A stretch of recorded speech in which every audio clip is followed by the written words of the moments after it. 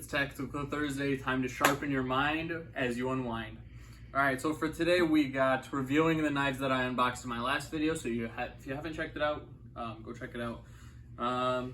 Honest thoughts and first impressions. So, honestly, I don't recommend this to anyone my age group or older or who's been a knife enthusiast for a long time.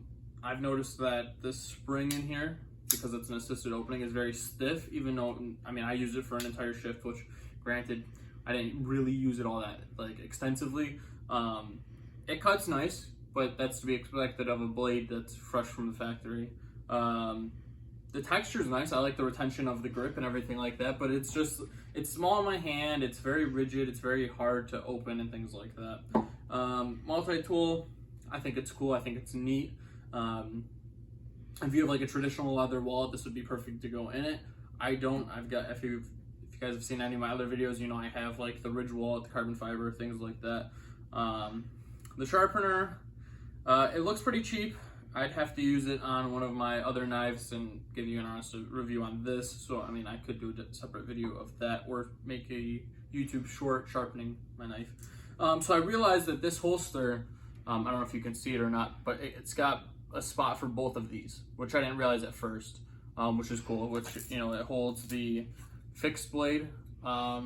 Fixed blade I don't dislike too much. They could have added a little bit here so that way you can do the paracord. That would give it a little bit more of a ergonomic feel and girth.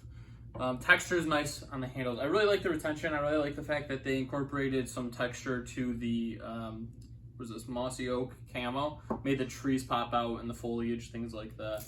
And then this thing, this is a nightmare of issues. If you could see, I have to like scrunch my fingers there to really hold it, so I'm not cutting my pinky off with the blade. It does have a sharp blade, I will give it that. I don't really know what its intention was for, maybe to whittle sticks or something, because it's got a nice thumb grip here, it's got the grooves cut in for it, things like that. It does have that fish, the gut hook, so I mean, if you guys, any fishermen out there, you guys know how useful that is when you're out in the field. I do think that this would be good for somebody who's outdoorsy, somebody who spends time outdoors. I really think it's more designed for starting off like 11 to 15-year-olds into knives and things like that. This is definitely something that I would have picked up in my younger youth when, you know, me and my boys would go through like the woods and walk the bike path and things like that, because it is cool, it is versatile. You know, I got the best bang for my buck because there's 6 pieces for $15. And for a Walmart knife, Walmart knife set, it's not the worst. Definitely could have been improved upon and definitely could have been better. But I can't really fault Walmart or Ozark Trail, which is the brand or the company that this is from. They definitely made it user-friendly and they tried to reach a wide audience because they did have obviously other sets for the $15 and things like that. Overall, I'd rate this probably like a 4 out of 10. Reason being is because it is on the smaller side.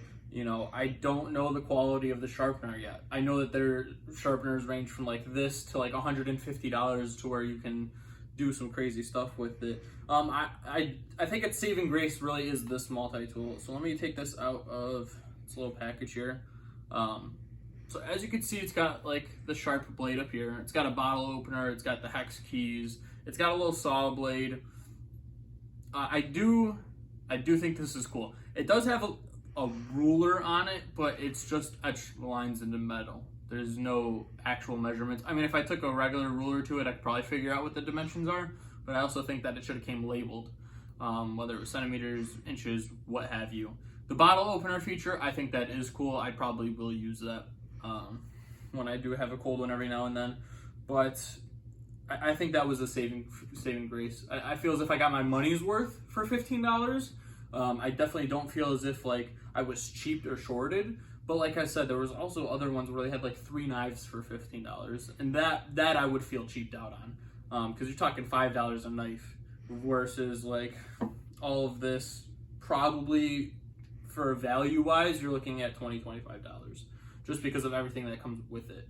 That's just my personal opinion. You know, obviously I could be wrong, things like that. But after using this for just one night, I've noticed a lot of flaws. It's unfortunate, but it's not something that I would everyday carry. Obviously, you guys know that I do prefer my Fox 479 Karambé. It fits my hands, ergonomic, it's got a sharper blade, everything like that. It's a good all-round knife. But then again, $150 to $5 or whatever. Like, obviously there's a size comparison, there's quality difference, things like that. This was made in Italy, this was made in China.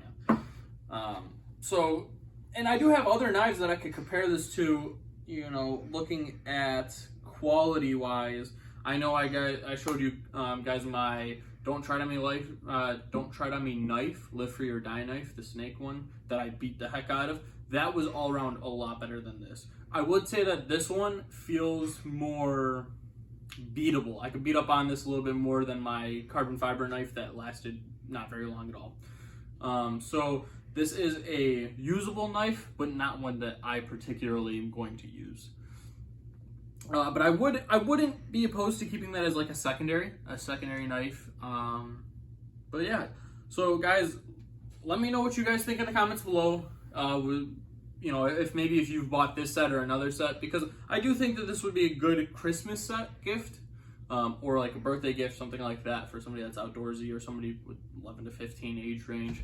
But let me know what you guys think in the comments. Also, check my description for my Twitch. You could follow me there. And I stream Mondays and Thursdays between 7 to 8. Usually, if the stream, like if I'm in the middle of a game or if the stream's doing really good on viewers and the chat's going off, I'll extend it a little bit.